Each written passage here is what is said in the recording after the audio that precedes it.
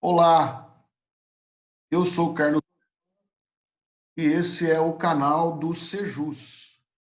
Nós estamos aqui mais uma vez para darmos continuidade ao nosso estudo desse livro aqui, que é o livro do André Andrade Pereira, né? Espiritismo e Religiões. Hoje nós estamos com a nossa companheira Regina Sete. Ela é uma companheira do Sejus.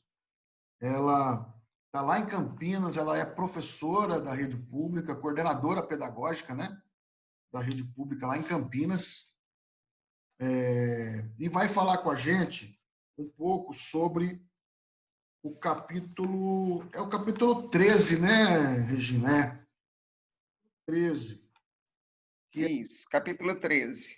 o espírita pode dialogar, não é isso? O Isso. espírita pode dialogar. Então, Regina, como é que é isso? O espírita pode dialogar? Bom dia, Carlos. Bom dia, boa tarde, boa noite, né? Para quem for acessar aí à tarde ou à noite, aos companheiros do Coletivo de Estudos Espiritismo e Justiça Social, Sejus, e demais companheiros, né, que acessarem. Antes de começar, queria mais uma vez agradecer essa oportunidade de participar ativamente desses estudos, né, que quem mais ganha somos nós, né, que participamos aqui ativamente do estudo. E também, antes de iniciar, só pedir, né, aos companheiros né, as nossas vibrações, né? Agora, ontem, o nosso companheiro Gilvan colocou lá, postou aquele temporal que teve, né, lá em Santa Catarina, derrubou a Sociedade Espírita Encontro Fraterno, né, que é a casa espírita deles lá, derrubou 80% da casa, então eles estão passando agora por essa, esse evento triste desde ontem, né? E também ontem foi postado lá no Abrepaz, né, um asilo lá de Goiás, Casa Silvestre Linares, né, que a Covid atacou, já 6 idosos que já morreram, né, tem 10 internados, 8 em isolamento no próprio asilo, tem 2 cozinheiros, tem profissionais, então eu pedi as nossas vibrações para essas pessoas, né? Então, e o nosso estudo do capítulo 13, né? O espírita pode dialogar? Então, baseado nos autores que, que estuda, né? O André Andrade Pereira, ele afirma, né? Ele inicia esse capítulo afirmando que o futuro das religiões ele depende da capacidade de abrirem-se pontos em comum, né, com as demais tradições espirituais, né? E a tendência é que sejam revistos pontos de vistas exclusivistas de cada uma dessas tradições espirituais. Então, ele se propõe, nesse capítulo, né, a, a, a fazer a análise, né, do espiritismo, com base na estrutura doutrinária do espiritismo, fazer uma análise do que pode abrir para esse diálogo e o que pode talvez, né, impedir esse diálogo, né? Então ele se inspira, começou, né, se inspirando no capítulo passado no estudo desenvolvido por Kardec, né, sobre Maomé e o islamismo, né, no capítulo anterior, e que mostra ali essa visão pluralista de Kardec, né, e que foi feita com a base, né, na estrutura doutrinária do Espiritismo. Então, ele coloca que qualquer pessoa ou qualquer grupo espírita que pretenda enfrentar esse desafio, né, que é o diálogo com as demais tradições espirituais, ele encontra a base na própria doutrina espírita, né, na estrutura doutrinária do espiritismo, para poder enfrentar esse desafio, né? Então, ele vai fazer essa análise, né, dos elementos da doutrina que permitem a abertura do diálogo e também dos que podem ser geradores de tensão, né, e que podem entravar esse diálogo, né? E ele coloca que esses que podem ser entraves, eles também podem necessitar de alguma revisão teológica, né? Então, ele faz essa análise, né, começando com o que ele chamou de facilitadores do diálogo, que são aqueles elementos da própria doutrina que permitem a abertura, né, do diálogo. E ele separou 3 principais, né, que seriam o pluralismo de princípios, a ausência de prescrições rituais e formalismos exteriores e a centralidade da ética, né? E no pluralismo, no primeiro que ele coloca, que é o pluralismo de princípios, ele, assim, parte do princípio, né, que ele diz que a doutrina, que o espiritismo, ele parte do princípio de que há uma autêntica transcendência em cada religião e cultura, né? Que o conteúdo da revelação é adaptado ao caráter de cada povo, né?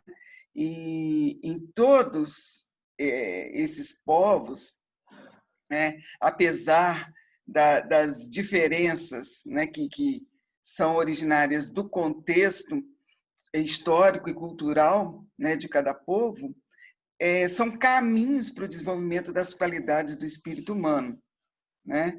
Então, cada uma tem sua transcendência, né? Cada religião e cada cultura, e isso é caminho para desenvolvimento, né? Vamos dizer, para o desenvolvimento espiritual dos seus seguidores, né? E na visão espírita de Deus, né? O Espiritismo diz que Deus é soberanamente justo e bom, que então, por ser justo e bom, ele não deixaria assim nenhum dos povos, né, nenhuma coletividade, né, órfã de princípios éticos e espirituais, né, que levassem essas pessoas ao caminho da perfeição, né? Então, isso significa que, de acordo com a evolução coletiva, todos os povos, então, cada um no seu momento, né, que ele chamou de momento certo, recebeu lá seus missionários, e esses missionários seriam portadores de qualidades divinas, né? E que também, né, dentro dessa pluralidade aí de princípios, né, ele coloca que a partir dos pressupostos espíritas a gente também pode pensar que assim, durante o nosso processo evolutivo, né, de encarnação em encarnação, né, ou seja, ao longo das encarnações, cada alma, é importante que cada alma conheça experiências religiosas diferentes, né? Que ao nascer em culturas diversas, né, a gente pode ter acesso a riquezas diferentes, né? Riquezas espirituais vindas de cada uma delas, né? E isso pode ser um grande aprendizado para a gente, né? Então, assim, no caso, numa reencarnação, a pessoa pode nascer num ambiente cultural cristão, na outra ela pode nascer muçulmano, não, numa outra ainda pode ser um monge budista, né? E numa outra um sacerdote indígena, né? E nessas encarnações ele vai extraindo de cada uma delas riquezas espirituais dessas tradições e, ao mesmo tempo, vai contribuindo com a sua bagagem espiritual, né? Então, a partir dos seus dons, a partir das suas intuições, vai levando riqueza e também extraindo riquezas dessas outras tradições, né? E assim vai, vamos dizer assim, nascendo em cada uma delas valores universais, né? E ele cita também, assim, como exemplo, uma, a, o caso da médium Ivone do Amaral Pereira, né, que durante o exercício da mediunidade teve recordações de vidas passadas e trazia a certeza de ter sido iniciada em alguma tradição hindu, né? Então ela conta em contava dos seus livros, né, que um dos seus guias, que o espírito de Charles, ele se mostrava a ela com uma indumentária característica dos iniciados hindus. Então ela conta isso na obra Devassando o Invisível, né? No capítulo que ela chama de Como se Trajam os Espíritos. Então ela conta que ele só uma vez ele apareceu como um príncipe indiano, acho que por ter sido no século XVII um soberano na Índia, né? Mas das outras vezes todas ele aparecia com trajes de iniciado hindu, né? E um segundo facilitador do diálogo que o André coloca é a ausência de prescrições e rituais, de prescrições rituais e formalismos exteriores, né? Então, o espiritismo seria a religião natural, onde o homem se relaciona espontaneamente, né, com o Criador através da prece. E essa prece não precisa ter fórmulas, né?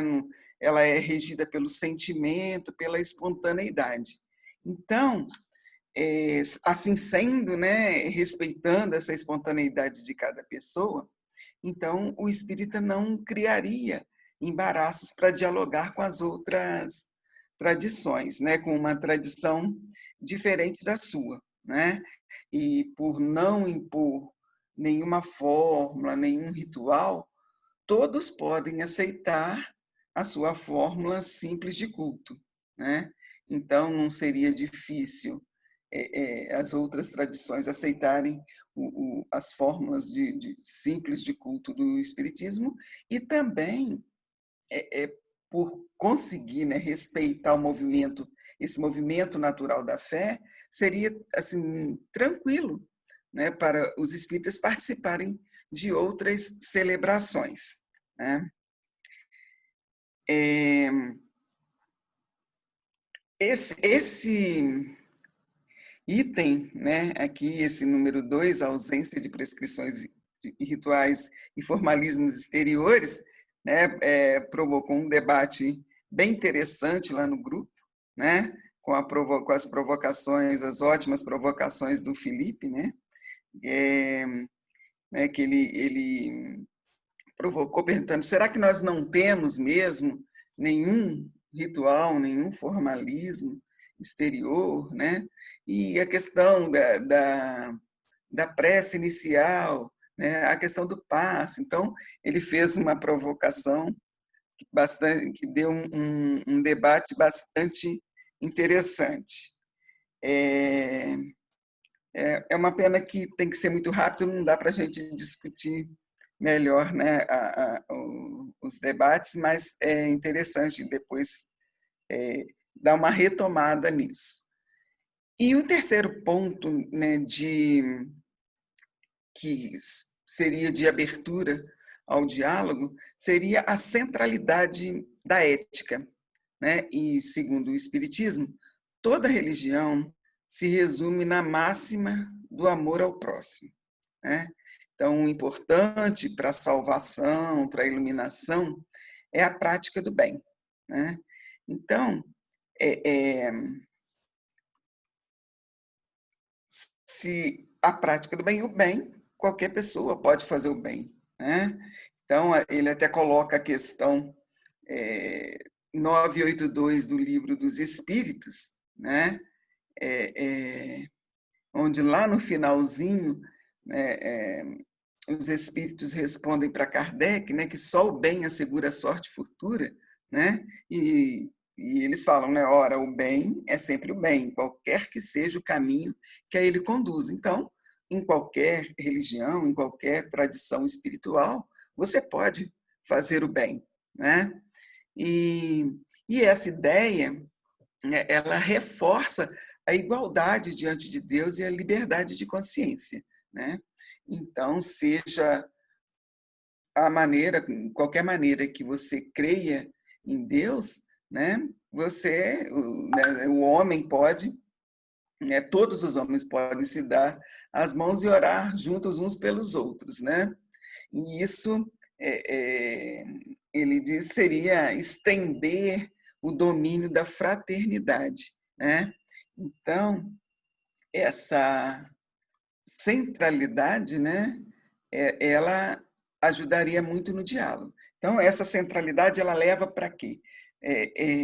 Para o fundamento moral, né, que seria a caridade, né? Então, a caridade seria o pilar do pluralismo religioso, né, que constitui a crença espírita, né? E ele também lembra o capítulo 15 do Evangelho, né? Uma mensagem de Paulo, né? Onde ele coloca que a caridade está ao alcance de todos, do ignorante, do sábio, do rico, do pobre, né? Porque independe de toda a crença, né, particular, né? Então,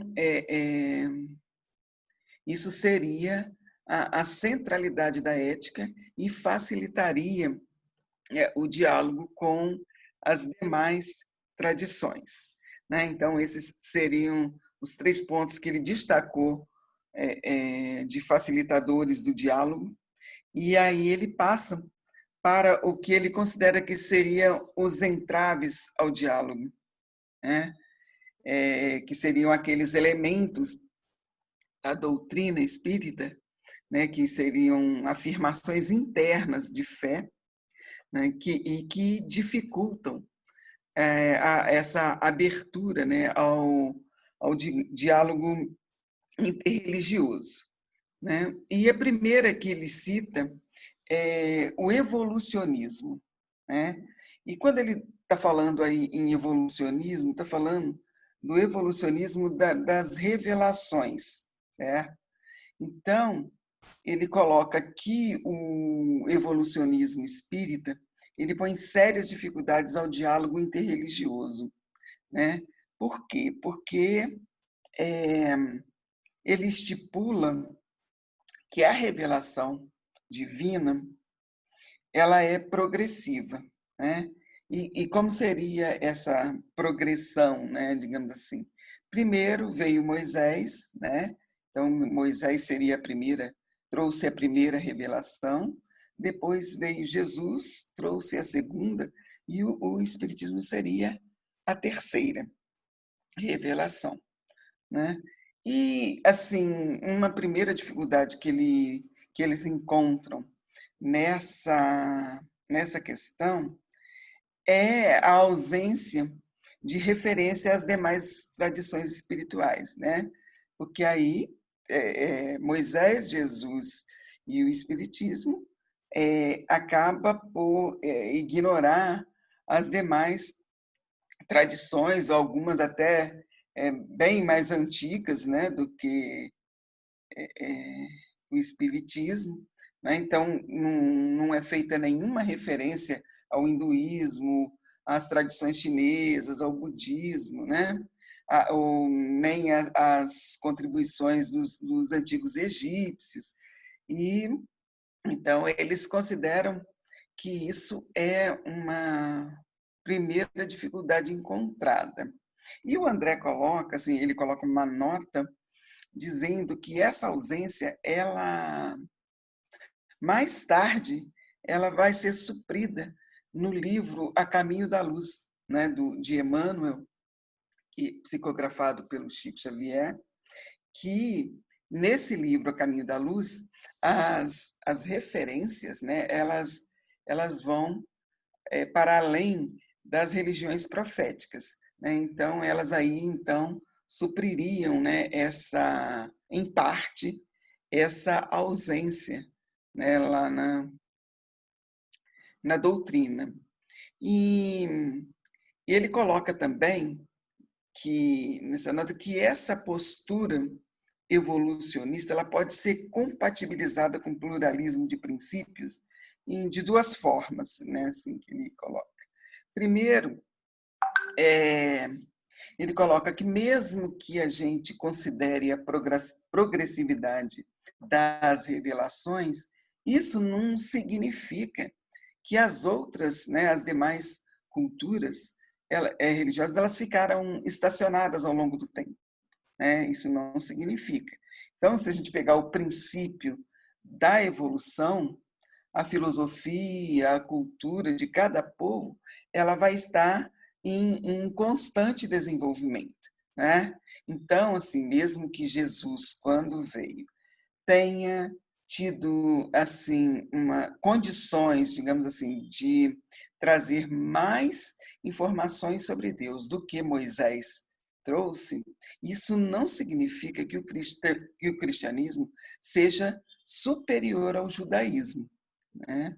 E mesmo que para a doutrina espírita, por exemplo, a capacidade de se fazer compreender seja maior do que para os discípulos na época de Buda, também a gente não pode concluir por isso que os budistas ficaram estacionados no tempo, né? Ou que as escolas budistas sejam inferiores ao movimento espírita, né? E o segundo ponto que ele coloca é que para Kardec, né, o conceito de revelação para Kardec é que toda descoberta, todo avanço intelectual, ele é uma forma de revelação, né? Então, o livro das revelações seria, né, por excelência, seria a natureza. E a natureza ela está aberta a todas as pessoas, de todos os tempos, de todas as culturas, né? Então, desse modo, essa hipótese, né, digamos assim, espírita do evolucionismo, é, juntando, né, fazendo essa compatibilização, então não seria, para ele, não seria necessário que esse princípio teológico sofresse revisões, né, para poder ter um diálogo, né?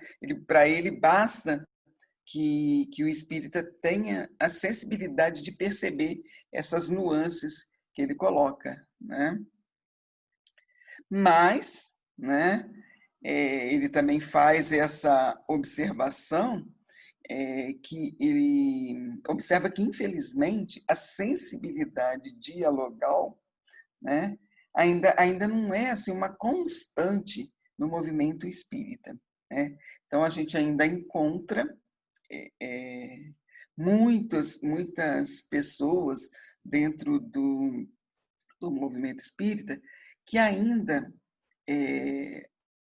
têm essa ideia de que o espiritismo é superior, né? E ainda declaram, né, abertamente essa superioridade, né? E eles entendem assim como se essa diversidade religiosa como se fosse uma escada, né? E onde o degrau superior é ocupado pelo espiritismo, né? Então, assim, como ainda não existe essa sensibilidade em todo o movimento, né? Então a gente ainda precisa trabalhar bastante essa questão. Um segundo ponto, né, de entrave ao diálogo que o André coloca é o cientificismo, né? Então, que seria outro obstáculo ao diálogo interreligioso. Né? O que é? Ele coloca assim que a formulação dos princípios espíritas põe muito peso na metafísica. Regina, Oi. você me permite, querida? É o Ah, seguinte, nós já hum, passamos em torno de 6 minutos do nosso tempo, 6 a 7 minutos do nosso tempo. uhum, Estamos chegando perto de meia hora. E eu sinto que ainda esse capítulo, na verdade, ele é grande. Ele é uhum, seja o maior capítulo do livro. sim. Não nos ativemos a isso. Uhum, Acha que é melhor a gente gravar um outro programa depois para contemplar tudo? Porque é. estamos batendo meia hora. Eu tenho impressão, nós Ah, estamos aqui no cientificismo, ainda tem uhum, tem o subitem da crítica à vida mas contemplativa isso, e a isso, superioridade de Jesus, que é um pouco longo. isso. Ou você acha Uhum. que dá para fechar mais rápido esses temas? Bom, a gente pode tentar, né? Eu tentei resumir aqui, né? Mas eu estou vendo que está ficando grande. Né? Então, Uhum, e as pessoas não costumam acompanhar muito quando o vídeo fica muito. uhum, Então, ou se você achar que dá para fechar aí nos 3, 4 minutos, dá uma uhum. pincelada só, a gente faz. Senão, a gente gravaria um outro.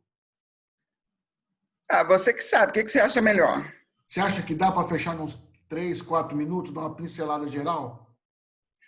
Dando uma pincelada geral dá. Uma pincelada geral, porque aí a gente incentiva as pessoas a estudarem depois o livro em casa, a fazer Aham, reflexões. Tá joia? Então vamos certo. tentar fechar então. Ok. Então, no cientificismo, né, é, o espiritismo ele joga grande peso na metafísica, né, na questão a interpretação espírita do mundo passa sempre pela comprovação da existência do espírito e da sobrevivência desse espírito após a morte, né? E isso é um pouco difícil, né, de aceitação para as outras religiões, né? Mesmo que elas lidem com forças, outras forças invisíveis, né, como anjos, santos e tudo, isso é difícil, né, para eles. Então, é, é, cria um desconforto, né? E ele coloca até como se fosse uma invasão imperialista, né? Mais ou menos como se o espiritismo se colocasse como dono dos espíritos, né? E os espíritos seriam de todos, digamos assim, né? E e o André coloca que isso não é um bom caminho para o diálogo, né? Que a gente não tem que querer converter ninguém, nem nada, então a gente não é obrigado a descrer nos espíritos, mas também tem que se lembrar de que isso não é um tema em diálogo, né? O terceiro ponto é a crítica à vida contemplativa, né? Então ele coloca lá a questão 657 do Livro dos Espíritos, né? Que fala sobre a questão da pessoa que passa o tempo todo na meditação, que isso não é meritório aos olhos de Deus, né? Porque tem uma vida inútil à humanidade e que Deus pedirá contas disso, né? Então algumas pessoas interpretam isso como uma crítica a toda atividade de meditação e ignoram os benefícios que a meditação pode trazer no progresso do espírito, né? E também uma crítica da qualidade de vivência do amor ao próximo, né?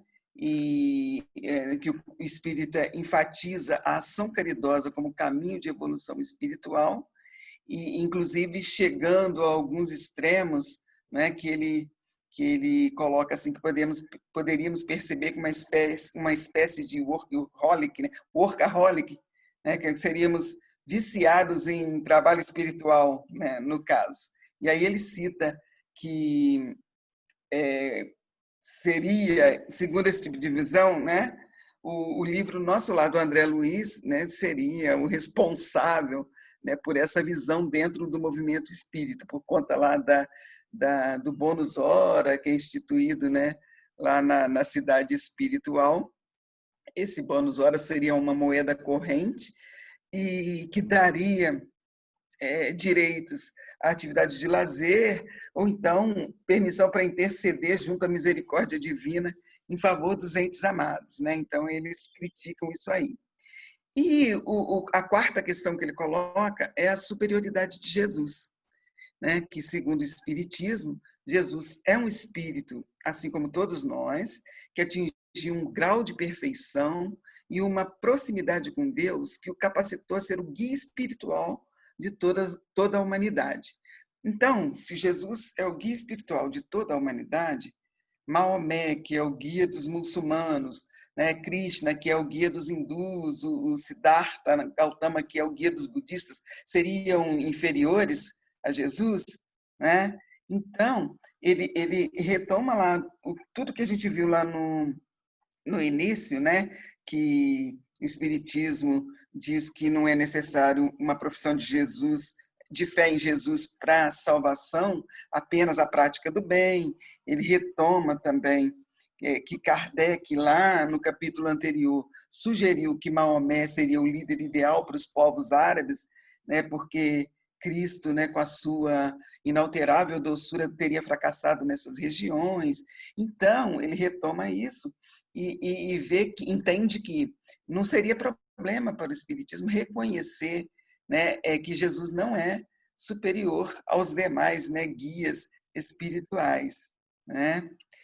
Então ele coloca sempre que você vai todo muçulmano vai sempre dizer que Maomé é superior, os hindus falaram que Krishna é superior, os budistas dirão que Siddhartha é o superior, né?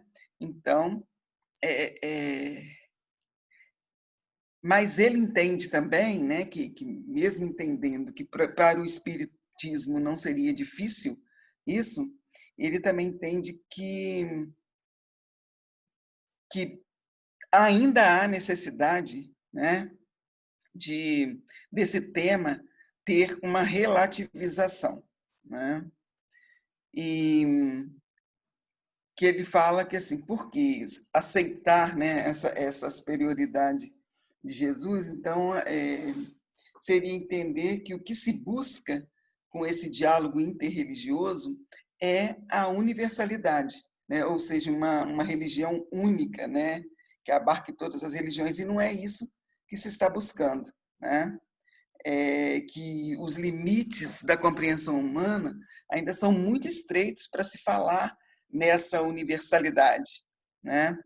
E ele encerra o capítulo dizendo que o que está em jogo é a união em torno da realidade última, né?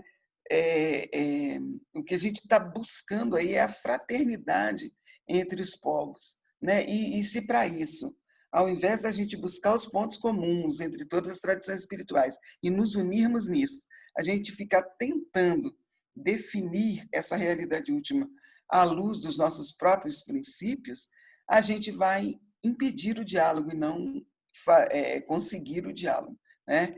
Podendo, inclusive, iniciar uma guerra, né? Quando o que nós queremos é justamente o contrário, certo? Então, é assim que ele encerra o capítulo.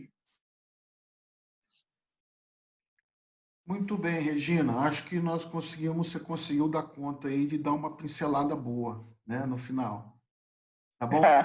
Nós avançamos um pouco, mas o assunto é bastante interessante, é muito bacana, porque ele sintetiza praticamente todo o objetivo do livro, né, que é falar de aspectos gerais aí do diálogo interreligioso, né? Uhum. É muito interessante. E é uma pena assim, que a gente não consegue falar do debate, mas ali no debate, né, a gente observou, assim, a gente ainda tem dúvida se a gente realmente é capaz, se a gente está aberto para esse diálogo, sendo que dentro, né, internamente, a gente ainda não consegue o diálogo, né? Então, Mas que realmente bom que a gente tem dúvida, né?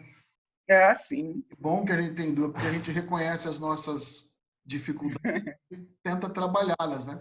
Quando a gente tiver certeza, Exatamente. é preciso tomar cuidado, porque você está com muita certeza, né? Vamos É buscar isso, verdade. né?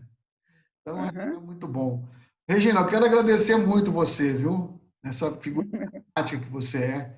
Ainda mais com essa faixa na cabeça, esses cabelos aí em cima, ficou muito bacana, né? Ficou com uma assim legal. Tá bom? Um beijo para você, fica com Ótimo. Deus. Obrigado a vocês todos que nos acompanharam até agora. Vocês que estão no nosso canal, curtam, compartilhem esse vídeo para nos ajudar a seguir firme nas redes sociais. Tá bom? Um beijo. Um abraço para todos. Tchau, Regina, e até a próxima, Tchau. se Deus Até a quiser. próxima.